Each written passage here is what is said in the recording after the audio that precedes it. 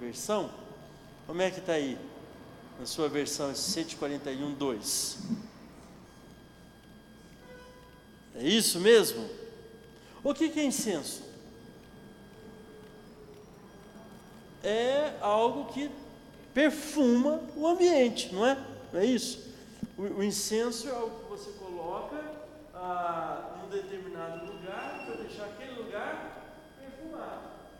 Então aqueles perfumezinhos, não importa como é, que se coloca no carro, não deixa de ser um incenso moderno, para deixar o carro cheiroso. Essas invenções do pessoal, para colocar nos banheiros, né?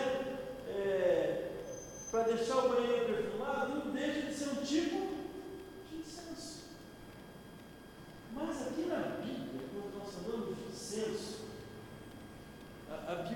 a Bíblia está falando de um perfume especial, cujo propósito é perfumar o ambiente, e no nosso caso específico, diante do Senhor, diante da face de Deus, diante da presença e do lugar da manifestação da presença de Deus. E diz como é esse incenso. Qual é esse incenso? É a nossa oração. Este incenso é a nossa oração. E abre sua Bíblia agora, lá em Apocalipse capítulo 5.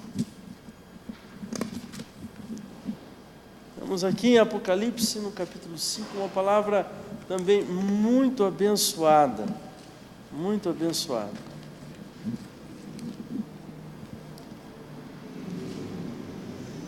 E diz assim, né, no verso 8, principalmente o verso 8 de Apocalipse, capítulo 5. E havendo tomado o livro, os 4 animais e os 24 anciãos prostraram-se diante do Cordeiro, todos eles, né, tendo todos eles harpas e salvas de ouro, cheias de incenso, que são as orações dos santos. Ou seja, a sua oração, a minha oração, porque nós somos os santos de Deus. Quem é santo? É todo aquele que recebeu Jesus como seu Senhor e Salvador, que crê em Jesus, que Jesus habita no seu coração, que se tornou o templo, santuário de Deus, é o santo. Né? Aqueles que seguem Jesus são os santos. Então, a oração dos santos são esse incenso, são esse perfume. Evidentemente, não é um incenso como a gente vê hoje em dia. Naquela época, tanto aqui no Apocalipse, quanto ali nos Salmos, e vocês já devem ter visto isso, é um potinho cheio de furos, uma base fechada, mas cheio de furos.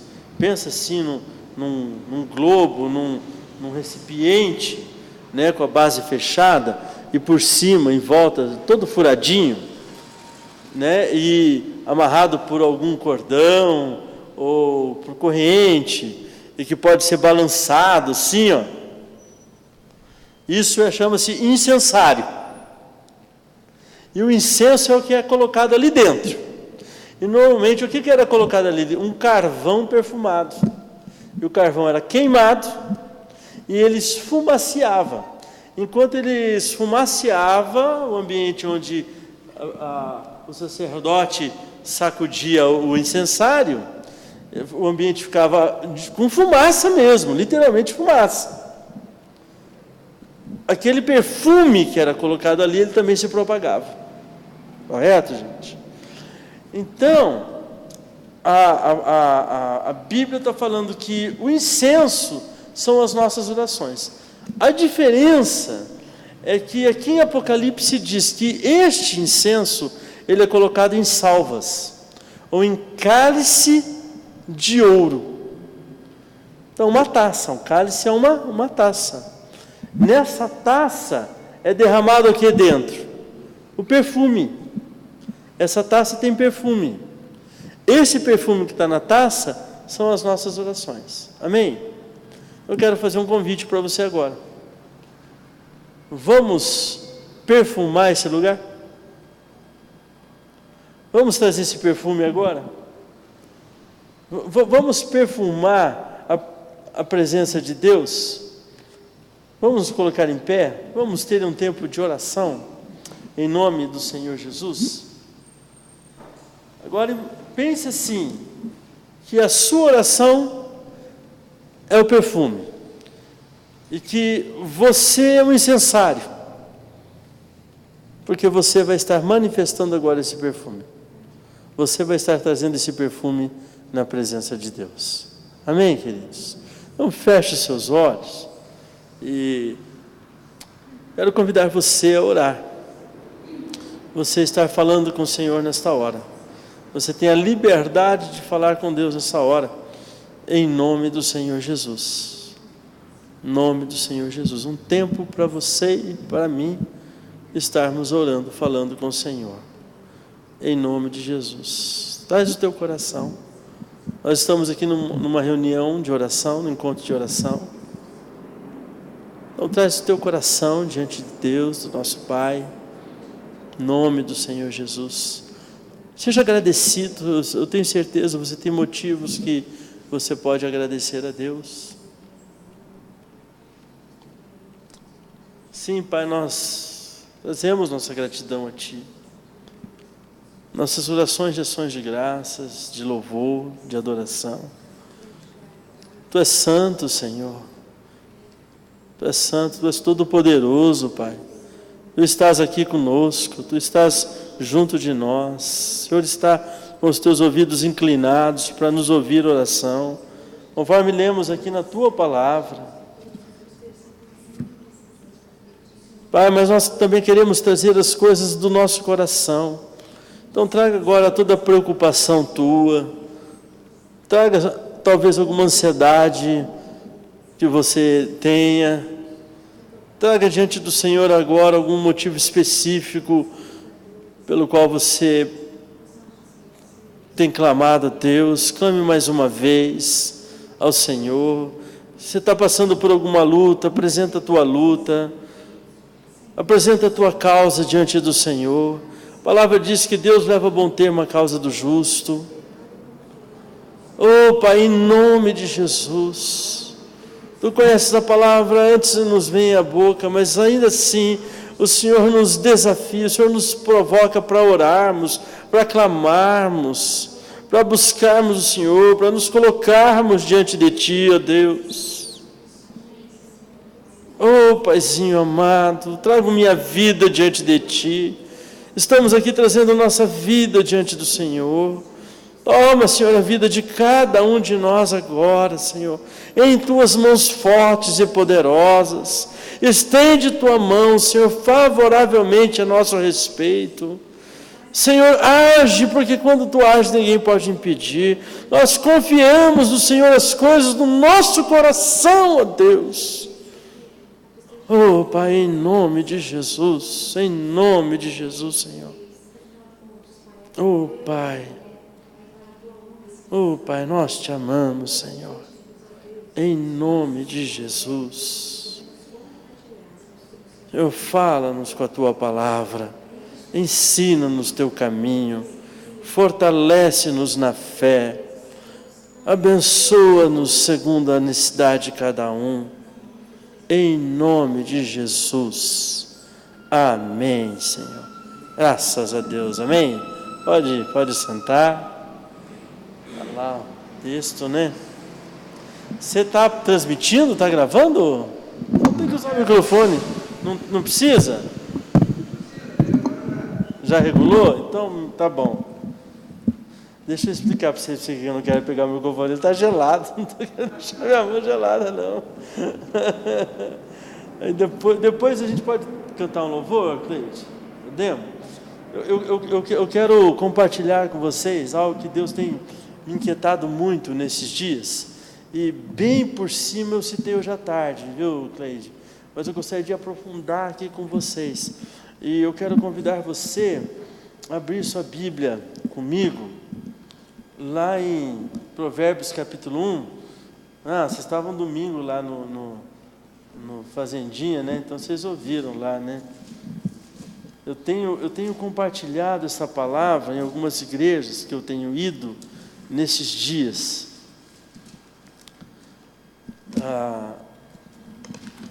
Provérbios capítulo 1 e o próprio livro de Provérbios tem um propósito muito específico. Poderia até dizer que Provérbios foi escrito na intenção de promover a sabedoria, de promover a inteligência, o conhecimento e a sabedoria. Que o livro de Provérbios tem um propósito muito especial na Bíblia. É tornar as pessoas sábias. Fazer de você e de mim, homens, mulheres, sábios. Nós vivemos uma época, nós vivemos hoje num mundo que carece de homens e de mulheres cheios de sabedoria. Um mundo que precisa de adolescentes, de jovens, de crianças, de idosos cheios de sabedoria. Uma sabedoria que não só se adquire com o passar de anos, uma sabedoria que não se adquire somente através dos livros que nós podemos estudar, mas uma sabedoria, e nós vamos ver isso segundo a Bíblia, que é dom de Deus, é graça de Deus, que só podemos adquirir através de uma busca constante, intensa de Deus e da sua revelação, da sua palavra, da sua mensagem profética de fé para as nossas vidas. Esse primeiro capítulo de Provérbios fala sobre isso. Ele fala de como nós podemos obter a sabedoria. Ele fala qual é o princípio da sabedoria. Então, em Provérbios, no capítulo 1, no verso 7, especificamente, nós temos, então, uma palavra muito forte e clara, que nos ensina, então, como nós podemos caminhar para obter sabedoria. O que está escrito no verso 7?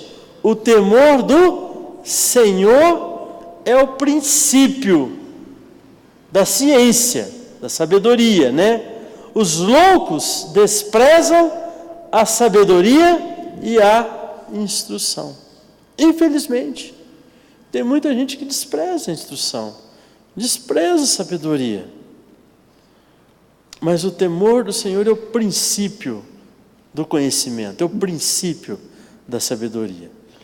Mas eu quero fazer a distinção aqui entre conhecimento e sabedoria. Vamos dizer que tem uma pessoa que tem muito conhecimento. O fato dela ter muito conhecimento não significa que ela é uma pessoa sábia. Sim, ela pode ter uma bagagem, ela pode ter na sua memória um conhecimento acumulado incrível. Mas se ela não souber dar uso, se ela não souber como aplicar esse conhecimento, para que serve esse conhecimento? Para nada.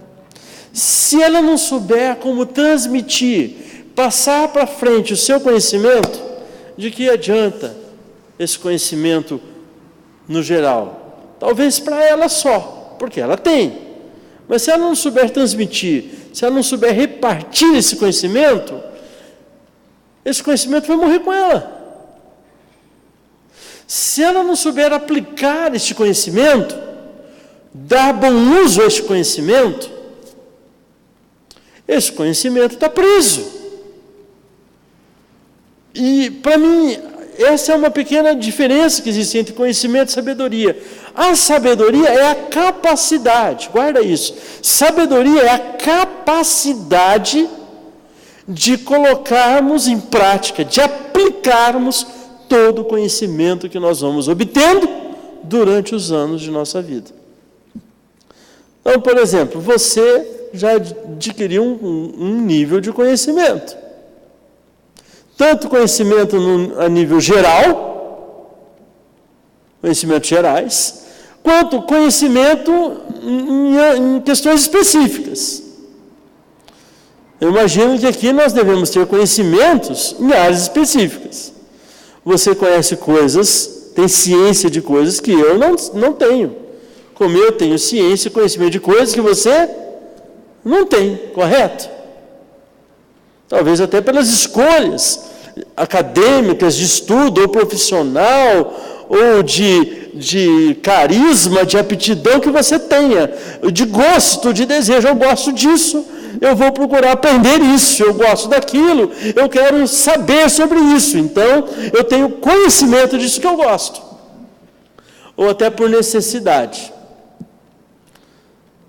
Às vezes a pessoa passa por uma determinada enfermidade, a crônica, então ele já usou quase todos os remédios sobre aquela enfermidade. Ele conhece os remédios que são usados para aquele tipo de doença, porque ele usou. Mas ele não tem a sabedoria, o conhecimento no sentido de sabedoria, de poder receitar aqueles remédios que ele já usou para uma outra pessoa. Apesar que o brasileiro gosta disso, né? O brasileiro gosta de dar uma de médico, né? A pessoa fala, eu estou assim, assim. Usa tal remédio que é bom. Não acontece isso? Ou faz um chazinho e tal, né? Gente, entenda comigo, então. Conhecimento e sabedoria têm suas diferenças. E sabedoria é a capacidade de podermos pôr em prática, aplicar, usar o conhecimento que nós adquirimos. Muito bem.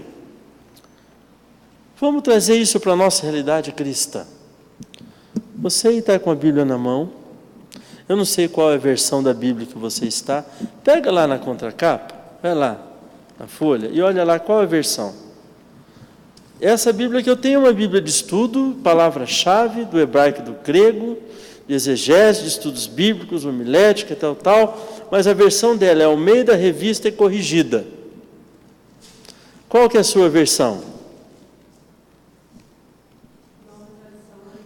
NVI, Nova Tradução na Linguagem, Nova Tradução, a NTLH, não é NVI, NTLH, Nova Tradução na Linguagem de hoje.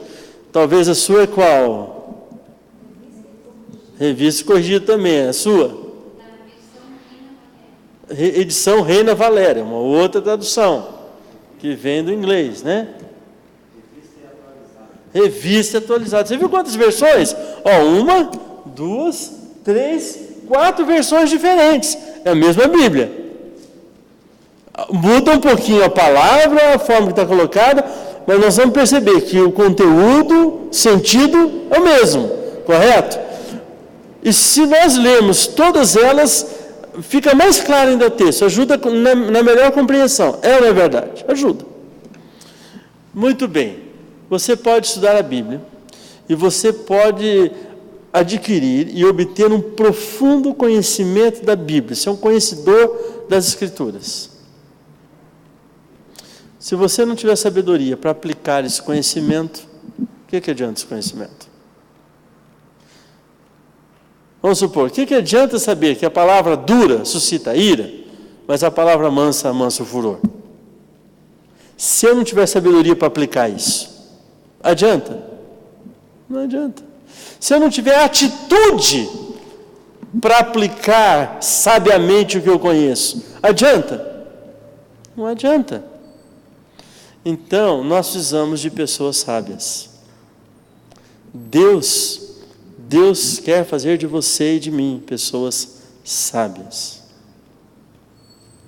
E o princípio da sabedoria é o temor do Senhor. Entende isso? Pastor, como é que é essa história do temor do Senhor? É ter medo de Deus? Deixa eu explicar para você. Não é medo no sentido de não coragem, de covardia. É temor no sentido de respeito, de reverência e de saber que Deus é maior do que eu. Eu quero dar um exemplo para você. Certa vez eu e a Loide estávamos aconselhando uma jovem.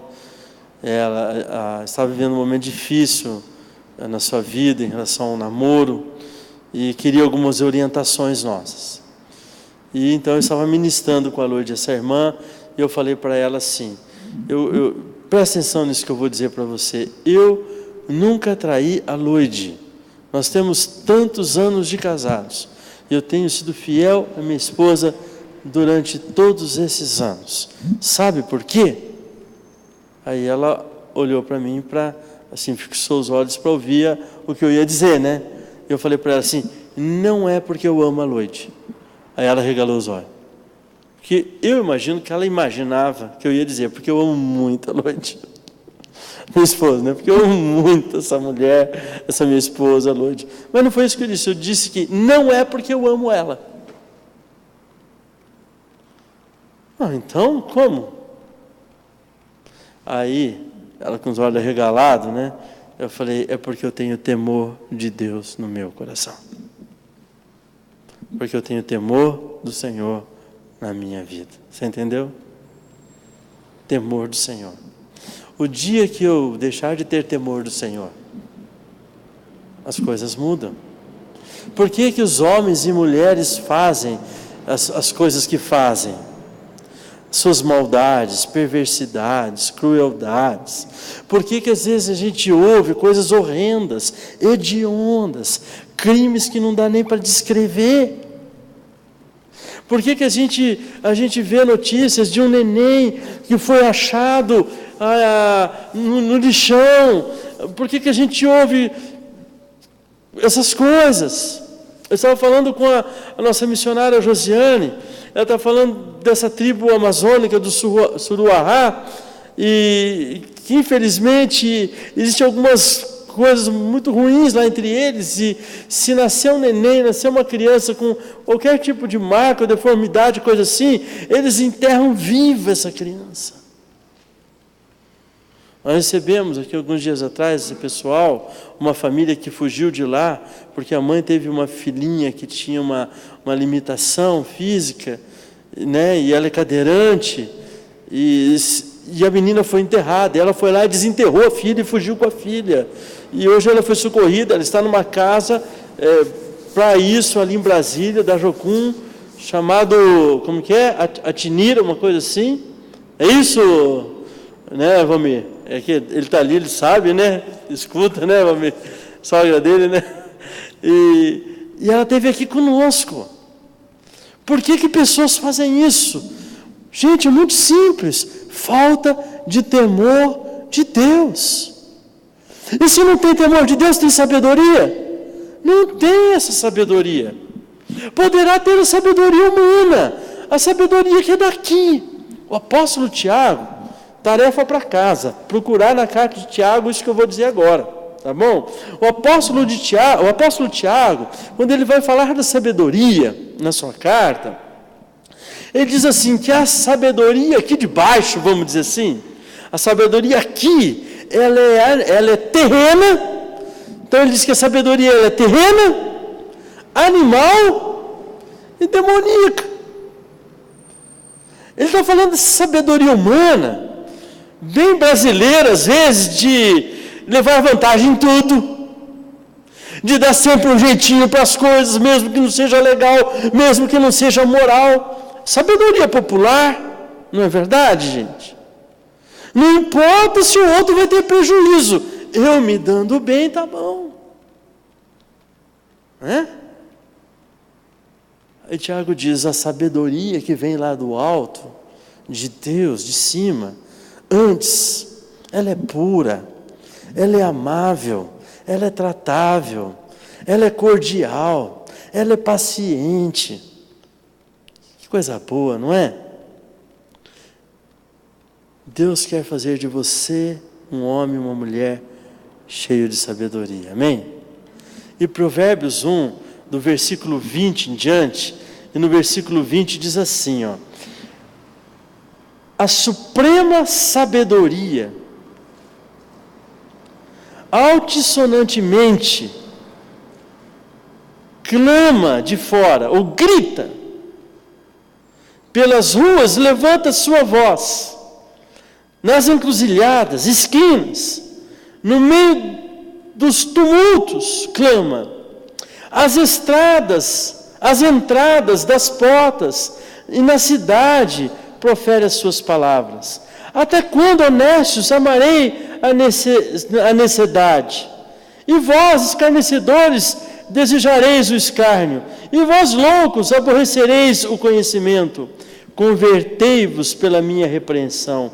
Eis que abundantemente derramarei sobre vós o meu espírito, e vos farei saber as minhas palavras. Mas porque clamei e vós recusastes?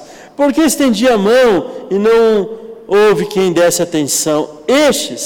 Antes rejeitastes todo o meu conselho e não quiseste a minha repreensão. Também eu me rirei da vossa perdição e zombarei, vindo o vosso tremor. E aí continua o texto, e esse texto fala das pessoas que rejeitaram a sabedoria, que rejeitaram o conhecimento, que não quiseram viver uma vida com inteligência, com sabedoria. E o verso 33 diz assim: mas o que me der ouvidos, esse habitará seguramente, estará descansado do temor do mal. Ou, em algumas outras versões, aquele que me der ouvidos habitará seguro, tranquilo e sem medo do mal. Vem cá, deixa eu fazer uma pergunta para você. Você quer isso? Você quer viver uma vida segura, tranquila e sem medo do mal? Eu quero. Mas, pastor, é possível nesse mundo? É possível lá no Rio de Janeiro viver uma vida segura, tranquila e sem medo do mal? Patrick, né? Você está aqui em Curitiba, 2 anos. Você veio de onde? No Rio também. É mais tranquilo aqui ou lá? Aqui. Mas quem vem do interiorzão para a capital não vai dizer que aqui é mais tranquilo, né? Gente, é mais tranquilo. É possível viver seguro, tranquilo e sem medo do mal aqui? Eu vou dizer para você que é. Mas como que eu posso fazer para viver tranquilo, seguro e sem medo do mal? Sabedoria. Eu preciso ser sábio. Eu preciso ser sábio. Preciso viver com sabedoria. Então eu preciso de sabedoria. Amém? Você concorda comigo que você também precisa de sabedoria? Gente, a gente precisa de sabedoria nas escolhas. Por quê? Toda escolha tem uma consequência. E estou para dizer que é impossível mensurar às vezes as consequências das nossas escolhas. A gente não sabe o tamanho da consequência de uma escolha pequena. Às vezes, por pequeno que seja uma escolha, a consequência pode ser grande. Tanto boa quanto ruim. Tá certo? Uma escolha errada no casamento. Uma escolha certa no casamento. Uma escolha profissional errada. Uma escolha profissional certa. Faz toda a diferença. Então, o Senhor quer fazer de você um homem e mulher sábio nas suas escolhas. Por isso eu preciso ouvir Deus. Jesus, quando foi escolher os apóstolos, os 12, o que ele fez? Ele foi buscar Deus, ele foi orar. Ele foi buscar não só o conhecimento, mas a sabedoria do alto para poder escolher os 12 que iriam segui-lo. Precisamos de sabedoria para escolher. Precisamos de sabedoria na hora de tomar decisão. Por exemplo, você escolheu que roupa que você ia pôr. Se você foi sábio, você percebeu que se estava 12 graus à tarde, à noite ia estar menos de 12. Você conhece um pouquinho Curitiba, né? Então você escolhe por uma roupa um pouco mais quente. Agora, se você não tem o conhecimento e não tem a sabedoria, e pôs pouca roupa, vai passar o quê? Frio. E aí pode gripar. E aí vai ter que gastar dinheiro com remédio. Perceberam a consequência? Mas se você foi sábio, conhece, aplicou a sabedoria e se agasalhou bem, a tua tendência de manter a sua saúde, teus pulmões bons, é outra. É outra. Sabedoria na hora da decisão. Sabedoria na hora de falar. Vem cá. Deixa eu usar um exemplo. Quem aqui, em algum momento na vida, já pôs a mão no cabeça e disse: o que eu fui fazer? Além de mim. Já fez isso? Você já falou algo que você já se arrependeu depois de ter dito? Já? Difícil achar alguém que não tenha feito isso, né? Vem cá, você já deixou de falar algo e depois que você virou as costas, estava indo embora ou para algum lugar, puxa vida, devia ter dito aquilo. E aí você fica pensando, podia ter dito assim, podia ter dito assado. Não é? A questão não é que você até não sabia o que dizer, você até sabia o que dizer, tinha conhecimento para poder dizer alguma coisa, mas não foi sábio, não teve sabedoria na hora para dizer o que devia ter dito ou para não dizer o que você acabou dizendo. Precisamos de sabedoria para falar. Precisamos de sabedoria para quando não devemos falar. Viu, Cleide? Não é bom ter um marido sábio nas decisões, sábio no falar, que olha assim para você, sabe quando ele tem que falar e quando ele não tem que falar nada? Não é bom? Tem uma esposa assim que ela olha para você, ela te conhece, então ela aplica sabedoria. Agora não é a hora de falar com ele. Agora é a hora de eu falar, e ela tem aquele jeitinho sábio de falar. Não é bom? Sabedoria, gente. Esse mundo precisa de gente sabida. E eu preciso de sabedoria. Pergunto mais uma vez, você precisa de sabedoria? Como obter sabedoria? Começamos temendo a Deus. Mas, abre lá em Tiago agora, capítulo 1, para a gente encerrar esse compartilhar, para daí nós termos um tempo de oração, nós vamos cantar um louvor a Deus, e depois vamos estar orando.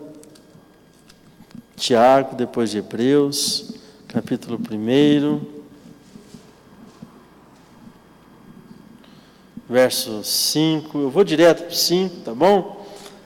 Bem direto esse verso. Alguém lê para nós? Um de vocês pode ler? Tiago 1:5. Se, porém, algum de vós necessita de sabedoria, peça a Deus, que a todos dá liberalmente, e nada lhes impropera, e ser-lhes-á concedido. Amém. Na minha tradução diz assim, e se alguém de vós tem falta de sabedoria, peça a Deus, que a todos dá liberalmente e não a lança. Amém? Não a lança em rosto, né? E ser-lhe-á dada. Termina assim o versículo. O que eu tenho que fazer então para ter sabedoria? Pedir para Deus. Orar. Nós começamos falando sobre isso no nosso culto aqui. Que a nossa oração é um incenso. É um perfume. É algo assim, quando eu chego diante de Deus e digo, Senhor, me dá sabedoria, Deus respira assim, que aroma agradável da oração dele. E Deus diz assim, eu vou dar sabedoria para ele. Conhece alguém na Bíblia que fez isso? Salomão. Salomão. Tem um livro da editora Sextante, chamado assim, Salomão, o homem mais sábio que já existiu. Vale a pena ler esse livro. Tem nas livrarias, Cultura, Curitiba e tal, você vai achar. Editora Sextante, Salomão, o homem mais sábio que já existiu. Salomão teve um sonho, ele foi fazer sacrifício a Deus, ele foi prestar o culto dele a Deus. Quando ele estava sendo empossado rei de Israel, jovem ainda, novo. Então, em sonho, Deus aparece para ele e pergunta para ele o que ele quer. O que ele pede? Me dá sabedoria e entendimento, para eu me conduzir à frente, à testa deste povo todo. E Deus então lhe dá sabedoria e conhecimento e entendimento. E Salomão foi este homem tão sábio. E porque ele foi sábio, ele recebeu então também o quê? Bens, riquezas e tudo mais, está certo? Ele pediu para Deus sabedoria, Deus deu. O que você precisa? Eu creio que hoje, uma das coisas que a gente mais precisa é dessa sabedoria que vem do alto. E quando a gente pede para Deus sabedoria e conhecimento, Deus não só nos dá sabedoria e conhecimento, nos dá muito mais coisas com a sabedoria e com o conhecimento.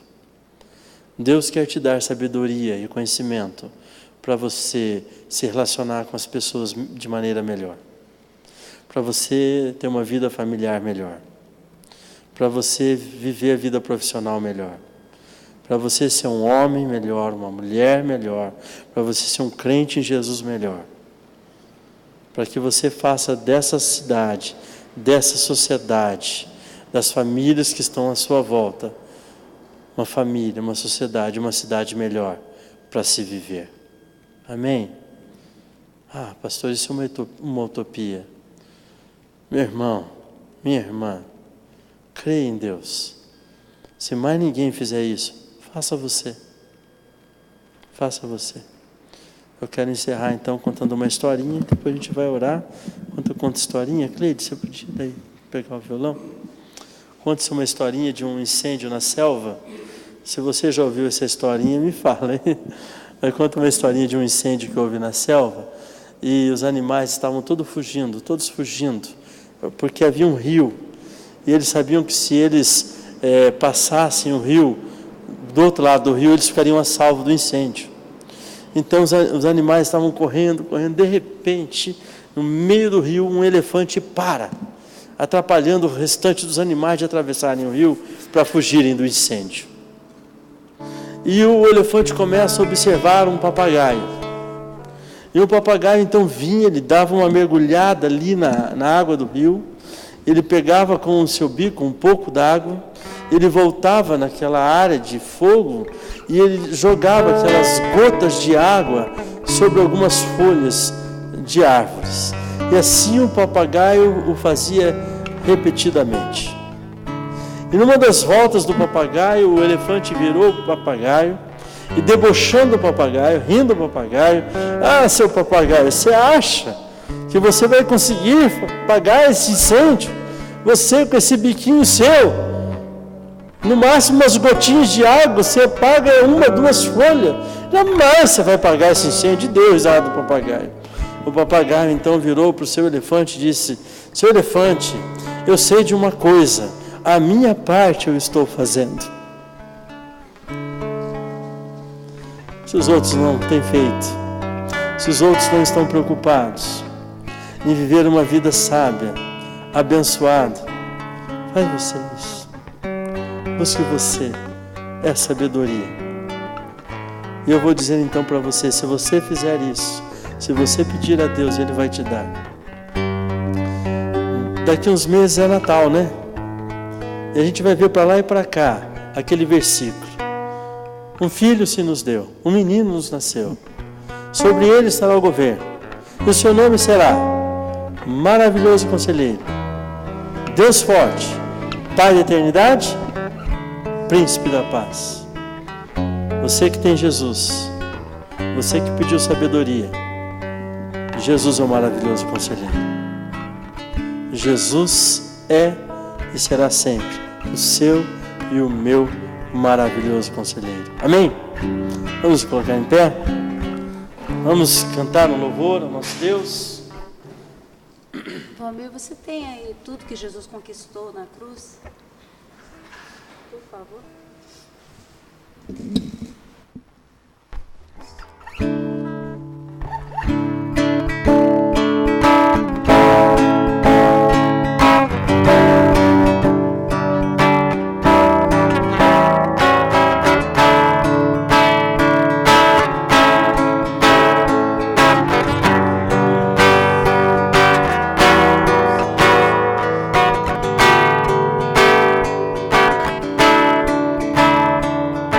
Tu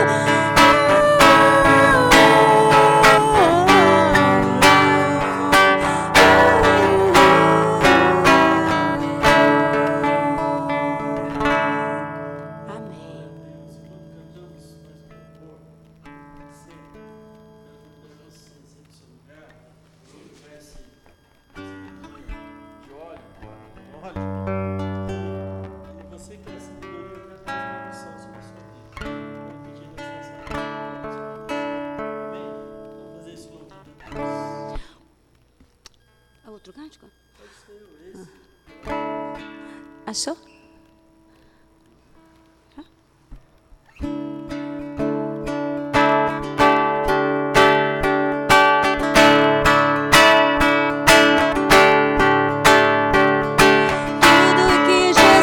Conquistou na cruz, é direito nosso, é nossa herança.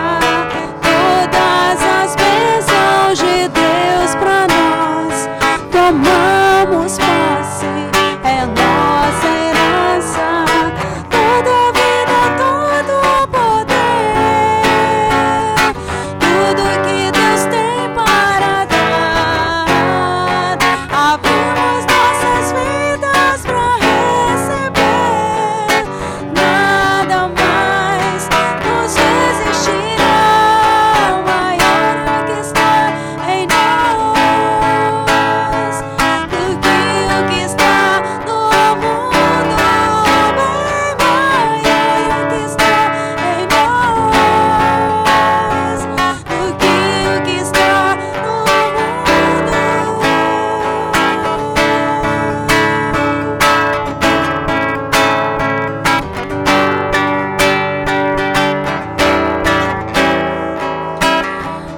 Eis que estou à porta e bato. Se alguém ouvir a minha voz, eu entrarei e com ele cearei, e contigo cearei.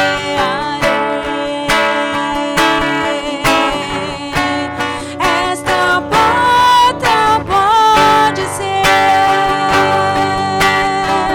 a do teu coração,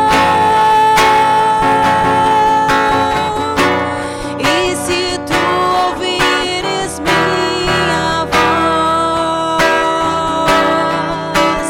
eu entrarei e contigo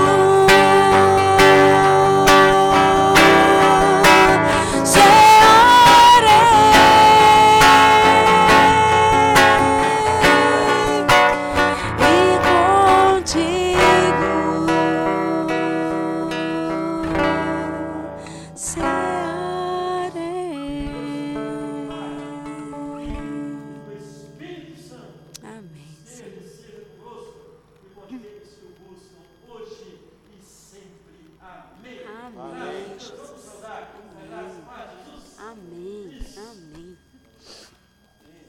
Irmão, a graça e a paz.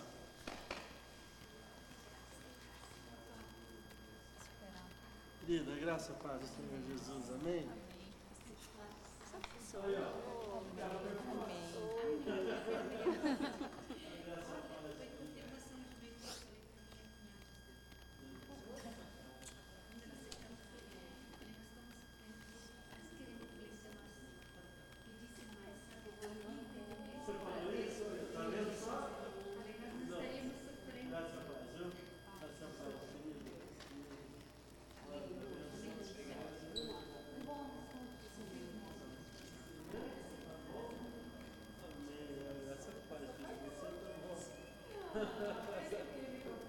Sim, pega o microfone. Pra você ver como tá gelado aqui.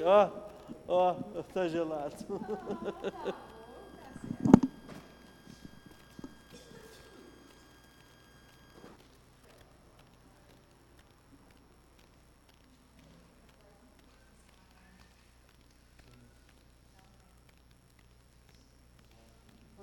Tem várias pessoas que estão na lista da você. Tá bom? E Deus abençoe.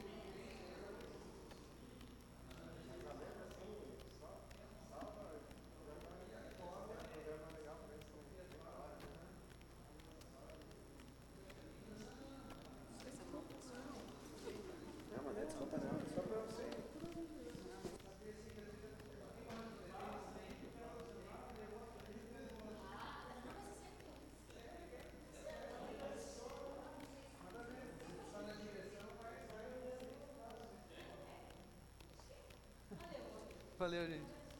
Amém. Valmir, você acha que cabe no carro assim? Esse aqui?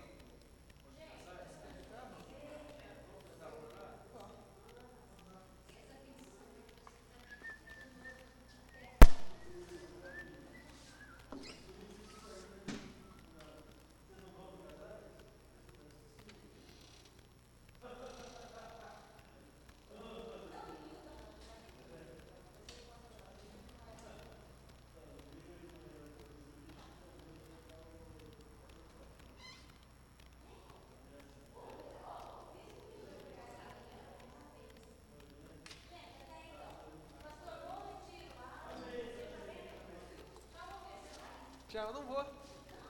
Não vou conseguir. Eu trabalho aqui na igreja e fora também, fim de semana. É. Valeu.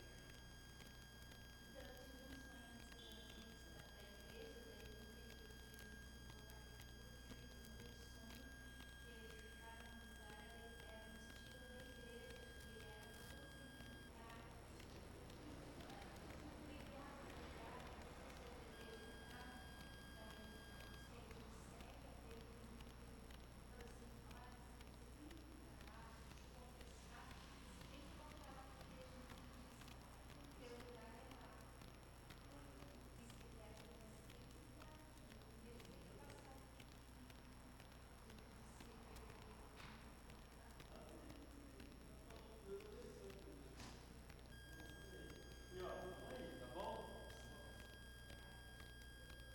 Tchau. Vamos lá, Valmirzão.